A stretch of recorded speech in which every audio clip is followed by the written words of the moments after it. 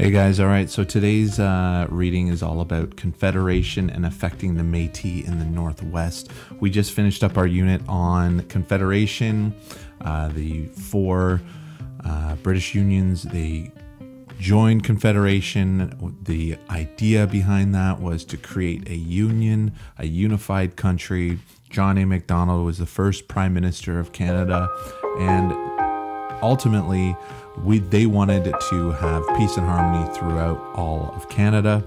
However, that was not the case, especially with the Métis peoples in the Northwest. So let's start this chapter. How would you react if you owned land and it was sold without your permission? After Confederation, the Métis population in the Northwest faced this issue when the Canadian government purchased Rupert's land. So as you learned in chapter 1, the population of the Northwest was made up primarily of First Nations people. Métis, who were primarily French-speaking and Catholic, and Protestant settlers of Scottish and English descent. The largest group of First Nations in the area included the Saulteaux, Muskegonds, and Plains Cree, with a total population of about 17,000. The Métis in this region numbered almost 10,000. So in 1868, the Canadian government began work on Dawson Road. This new 120-kilometer road would link Fort Garry, located in present-day Winnipeg, with an existing route to present-day Thunder Bay, Ontario. Why would the government find it important to create a long stretch of road? Well, for trade purposes, it was really important. So, here's a map of what Canada looked like right after Confederation. So you had Rupert's land, which belonged to the United Kingdom. You had Ontario, Quebec, Nova Scotia, and New Brunswick, that was part of the Dominion of Canada. Then there were certain colonies that did not join Confederation. So this is what it looked like. These were the different provinces of Canada from July 1st, 1867 to July 15th, 1870. And some provinces and territories did not join Confederation in 1867.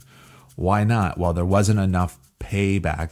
As we learned from the last lesson, there just wasn't enough value in joining Confederation at that time. They were being self-sufficient. They were able to live off their resources. They had strong trade partners with the United States and other countries. So it just did not make sense. The Canadian government started to build a road that was 100 kilometers long from present-day Thunder Bay to Fort Garry, Manitoba. It was the administrative center for the Hudson's Bay Company, and this was a place where the fur trade took place with First Nations people. So why would the Canadian government want this, and how would the First Nations people living here react? Well, they weren't very happy about it.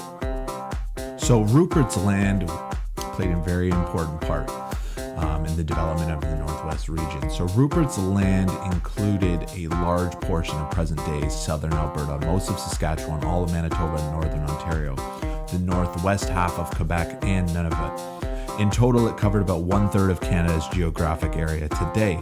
Rupert's land was controlled by the Hudson's Bay Company. In 1868, Hudson's Bay Company was preparing to sell Rupert's land to the British government. The British government would then turn over that land to Canada, and the territory would become a colony under the control of the Canadian government. The sale, however, did not involve any consultation with the First Nations or Métis people who lived there.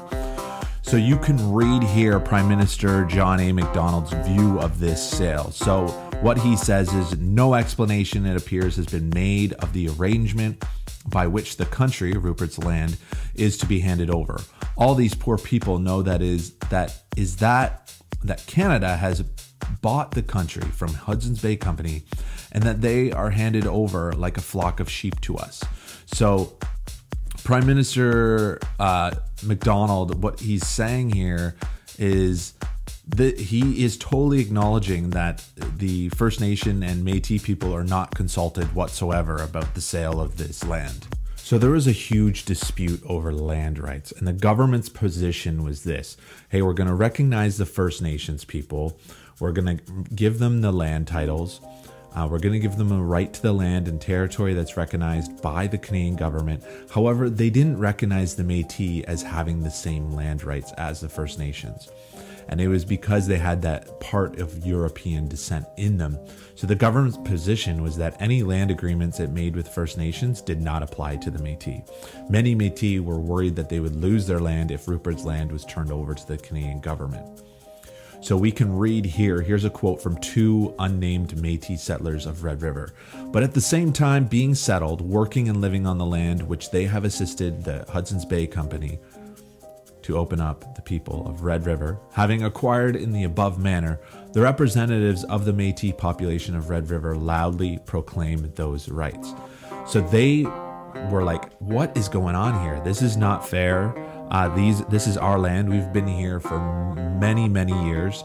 And then on the flip side of things, George Simpson, Hudson's Bay Company governor, this was his point of view. So he says, we point out the situations where they may squat, meaning where they live. We do not give them titles unless they make some arrangements for payment.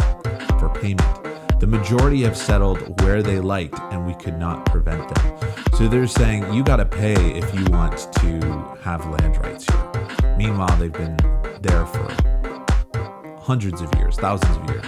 So his overall attitude was very dismissive to the Métis, and he didn't really recognize them as being like the indigenous Aboriginal people. And he just didn't care pretty much.